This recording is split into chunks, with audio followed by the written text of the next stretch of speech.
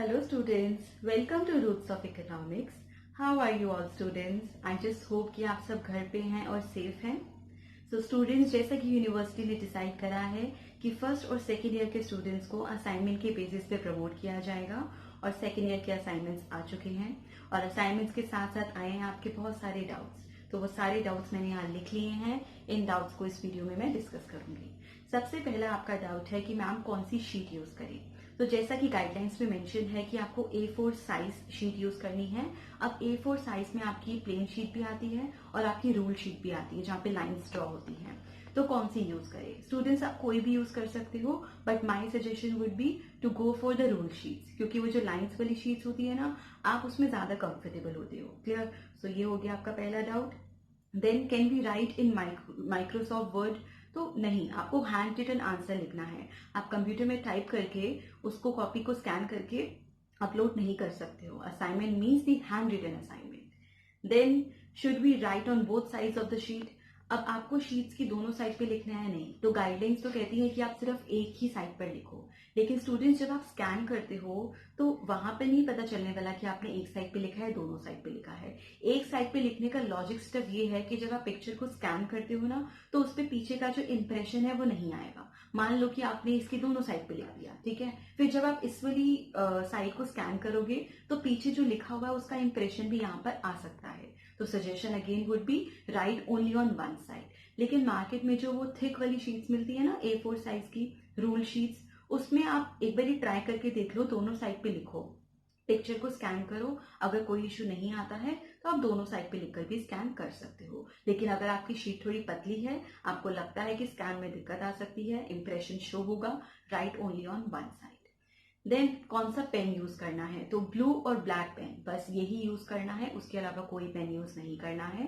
जैसे कि आप एग्जाम में भी यूज करते हो, हेडिंग्स लिखने के लिए, अंडरलाइन करने के लिए, you can use the black pen. और जो भी पेन आप यूज कर रहे हो पूरे अपने असाइनमेंट में उसी पेन को फॉलो करो. ऐसा नहीं करना कि कुछ पार्ट पे आपने बॉल पेन से लिख लिया, फिर आपने जेल पेन ले लिया, फिर पायलट पेन उठा लिया. नो, दो पेन लेके रख लो, एक ब्लू और एक ब्लैक, उसी को पूरे असाइनमेंट में आपको फॉलो करना है. Then should we write questions. क्या आपको क्वेश्चंस लिखने हैं. तो यस, क्वेश्चंस लिखने चाहिए. इसके लिए कोई गाइडलाइंस नहीं है, बट ऑब्वियसली बात है, जब आप असाइनमेंट्स बनाकर देते थे अपने इंटरनल्स के लिए भी, तो आप वहां पे क्वेश्चंस लिखते थे. ये आपका फाइनल कोई एग्जाम नहीं है जहाँ पे आपने सीधा क्वेश्चन पढ़ा और आंसर लिखना स्टार्ट कर दिया. You have to write it like proper internal assessment, और वहां पे आपको क्वेश्चन लिखना चाहिए. देन आपका आता है वेटेज फॉर ईच क्वेश्चन. अब असाइनमेंट के ऊपर लिखा है कि पूरा असाइनमेंट कितने मार्क्स का है, 100 मार्क्स का, ठीक है. क्वेश्चंस अगर हम इकोनॉमिक्स की बात करें तो 4 क्वेश्चन है, तो 100 को अगर मैं 4 में डिवाइड करूं तो 25 मार्क्स का एक बन गया. लेकिन आपको करने हैं सिर्फ 2 क्वेश्चन, तो उस लॉजिक से एक क्वेश्चन बन गया कितने मार्क्स का, 50 मार्क्स का. अब 50 मार्क्स का मतलब है कि हमें बहुत लंबा आंसर लिखना है. नहीं स्टूडेंट्स, जब आपका फाइनल एग्जाम होता है तो एक क्वेश्चन कितने मार्क्स का होता है, 15. वो मैक्सिमम वेटेज होती है. तो आपको वही माइंड फ्रेम लेके चलना है कि एक क्वेश्चन आपका लॉन्ग आंसर है, उसको फुल फ्लेजेड तरीके से आपको लिखना है. लेकिन ये 50 मार्क्स का है, 25 मार्क्स का है, उस हिसाब से हमें कितनी शीट्स फिल करनी है ये दिमाग से निकाल दो. हाँ, बट इतना ध्यान में रखो कि जो भी क्वेश्चन है, जैसे कि एग्जाम्पल के तौर पे आपको शॉर्ट नोट पूछा गया है, शॉर्ट नोट में 4 शॉर्ट नोट पूछे हैं, है ना. तो चारों शॉर्ट नोट को आपको इंडिपेंडेंट क्वेश्चन की तरह ट्रीट करना है, और जितना मैक्सिमम आप उसमें लिख सकते हो, जितनी भी चीजें आपको कवर करनी है उतनी लिखनी है.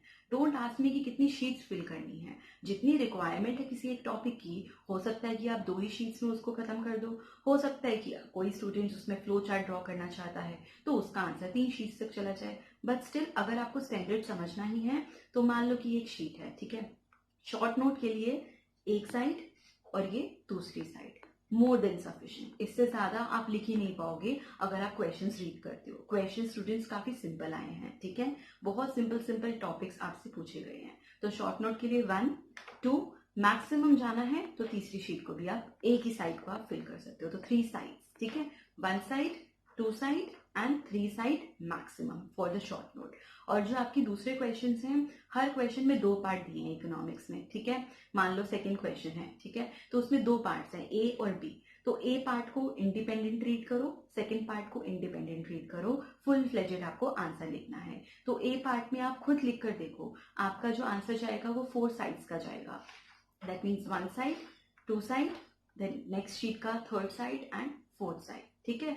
तो इस तरीके से आप अपना आंसर एक लिख कर देखो, रफ आंसर्स भी आप लिख कर देख सकते हो before writing the final assignment. तो स्टूडेंट्स ये तो हो गए आपके डाउट्स। अब आती है मेरी सजेशन। मेरी सजेशन ये है कि आपको अपना आंसर खुद फ्रेम करना है, अच्छे तरीके से लिखना है, कोई डिजाइन नहीं बनाना, कोई कलर्स यूज नहीं करने। ये एक फॉर्मल असाइनमेंट है जिसके बेसिस पे आपको प्रमोट किया जा रहा है।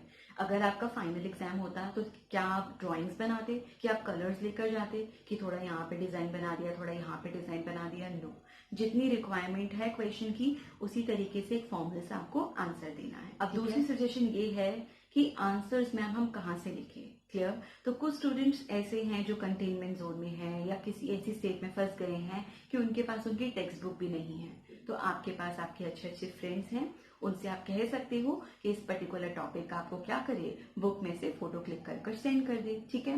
और क्वेश्चंस इतने ज्यादा सिंपल दिए गए हैं कि अगर आपने पूरा साल पढ़ाई करी है तो थोड़ा सा इंटरनेट से टॉपिक की रेफरेंस लेके आप अपना आंसर फ्रेम कर सकते हो। जब मैं बात कर रही हूँ रेफरेंस की, तो रेफरेंस का मतलब ये नहीं है कि जो आपको असाइनमेंट सेल कर रहे हैं, पूरे पूरे आंसर्स लिख कर दे रहे हैं, उनको कॉपी पेस्ट कर दो। No, this is my third and the major suggestion, do not copy paste. Copy paste का मतलब है कि जो आंसर्स आपको एज इट इज बना कर दे रहे हैं वो आपको नहीं लिखने हैं। स्टूडेंट्स, आप जरा सोचिए कि यूनिवर्सिटी ने ऑलरेडी इतना ज्यादा आपको बेनिफिट दे दिया है कि असाइनमेंट के बेसिस पे आपको प्रमोट कर रहे हैं। क्या कभी आपने इमेजिन किया था कि ग्रेजुएशन में ऐसा भी कुछ हो सकता है? नहीं ना। बट सिचुएशन इज सच कि ऐसा करना पड़ रहा है, तो थोड़ी सी रिस्पॉन्सिबिलिटी स्टूडेंट्स की भी है कि ईमानदारी से असाइनमेंट बनाएंगे।